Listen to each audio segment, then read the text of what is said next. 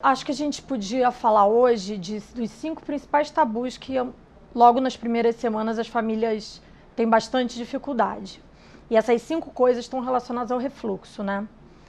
Então, o refluxo é uma coisa normal que acontece com 100% dos bebês. Não importa se o bebê mama na mãe, mama mamadeira, não interessa. Esse bebê vai ter refluxo. E esses tabus que acontecem deixam as famílias muito ansiosas.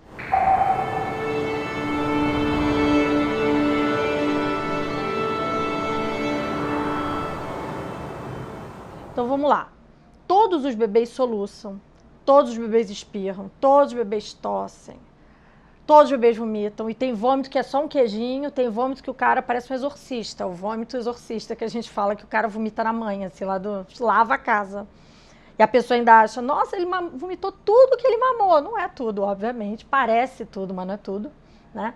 E além disso tem o nariz entupido. Todas essas coisas elas vão acontecer por causa do refluxo. Então, como funciona, né? Nós, adultos, qualquer criança maior de 6 meses, saudáveis, obviamente, quando a gente deglute, né, o nosso esôfago está aqui fechado. Então, eu engulo alguma coisa, meu esôfago abre, aquela coisa passa e meu esôfago não fica... Isso eu estou explicando de uma maneira bem simples para todo mundo entender. Ele não fica aberto, tá? Ele fecha aqui. E aí o leite ou a comida que a gente come vai para o estômago. Em algum momento, esse estômago vai contrair para mandar o leite para o duodeno e assim por diante até sair nas fezes. O bebê, na hora que esse estômago contrai, o esôfago está aberto. Então, o leite necessariamente uma parte vai para cá, mas uma parte vai voltar, né? Então, o refluxo é muito mais uma questão de motilidade do que de uma doença. Existe refluxo patológico? Claro que existe, mas é uma minoria, né? A criança do refluxo patológico, ela não ganha peso, ela pode ter algumas questões pulmonares, então isso é uma minoria no mundo de bebê que existe que vai ter o refluxo que a gente diz fisiológico, que é o normal. Bom, então vamos lá. É muito comum, né? Aqui no Brasil a criança mama, aí geralmente faz cocô depois, aí deita lá a criança para trocar fralda. Aí a criança começa a soluçar. Aí a avó fala assim, ai, acho que o fulaninho tá com frio. Então assim, o fulaninho não tá com frio, né? É óbvio que o fulaninho acabou de mamar, o fulaninho deita, o fulaninho começa a chacoalhar as pernas. É óbvio que ele aperta a barriga e o leite volta, e aí ele começa a soluçar. Então, o que está acontecendo naquele momento? Um episódio de refluxo. Às vezes a gente até ouve, né? Então é muito comum soluço pós-mamada. A criança, ou então mama e espirra, ou a criança tosse, porque está engasgada com leite, o leite volta. Às vezes o leite volta no nariz, a gente não vê. E aí o nariz tá um barulho de porquinho que a gente fala, tá com aquele nariz entupido.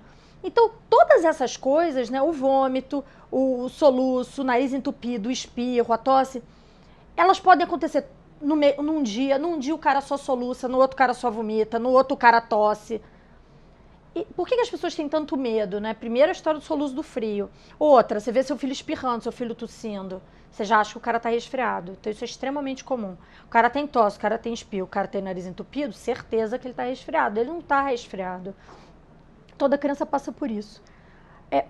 Muitos episódios de refluxo ao longo do dia, a gente não vai ver exteriorizando, a gente não vai ver o leite saindo de fato. Então, você fala, pô, Silvia, você tá falando que meu filho tem refluxo, mas ele não vomita. Então, refluxo não precisa ter vômito. Pode ter vômito, mas não precisa ter vômito. Às vezes a criança tem refluxo e você só vai ver o soluço, ou só vai ver o nariz entupido. E tudo bem, isso vai passar. Começa a melhorar depois dos 3 meses. Geralmente esses sintomas que eu falei melhoram depois dos 3 meses. E sobra mais o vômito, né? Porque a criança começa a fazer muita força depois dos 3 meses. Então, às vezes, acabou de mamar, vai pro chão, começa a se contorcer, acabou vomitando, tá? Então, ninguém precisa mais ter medo de soluço, nem de bebê espirrando, que isso vai acontecer, não adianta sofrer com isso. Além do que, é importante a gente lembrar que o bebê soluça no útero, né? E o útero não está frio. Então, eu sempre acho que esse é um bom argumento para usar com as avós e os avós e todos os parentes que têm opinião sobre o soluço. Porque não, né? Esse argumento é imbatível. O útero tá quente. Como é que a pessoa soluça mesmo assim? Claro que é um segundo filho, por exemplo, que tem um irmão que vai na escola, essa criança pode adoecer, né?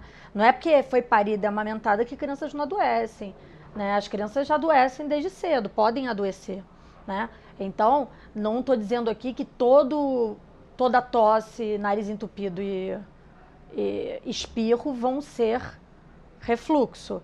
Mas a criança que tem refluxo, ela não passa o dia espirrando, o dia tossindo, com coriza. Isso não acontece. A criança do refluxo que eu tô falando é assim. O cara tem refluxo depois de uma mamada, o cara tem um espirro aqui, outro ali. Geralmente é um grupinho de 3 espirros uma vez no dia. O cara não tá doente, não tá com coriza, não tem dificuldade para mamar, não há doença associada. A criança tá bem.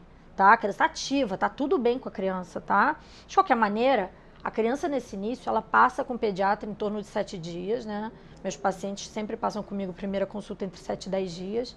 Então, obviamente, cada pediatra vai conseguir examinar, enfim, explicar para a família. Mas acho que o objetivo desse vídeo é mais a gente entender, principalmente a questão do soluço, né? Porque é um mito. E aí a criança soluçando por um motivo tão tranquilo. E aí, por conta do, isso é frio, vamos vestir 37 camadas de roupa, que a gente já falou que não é uma coisa legal para criança. E a criança continua soluçando, inclusive, não vai adiantar nada. E às vezes a pessoa fala, não é melhor eu pôr no peito para ele parar de soluçar? E também tem isso, né? Eu quero que ele pare, né? A gente está sempre querendo controlar o corpo do outro, né? Todos nós. Então eu quero que ele pare de soluçar. Por quê? Ele está tão feliz soluçando. Tinha soluço no útero, ele está adorando. Ele não está chorando, ele não está odiando. Eu odeio soluçar, mas a criança adora. Por que a gente quer fazer parar? Vai parar daqui a pouco. Calma, tá tudo bem. Né? Então acho que isso ajuda a família a ficar calma. Bom, eu espero.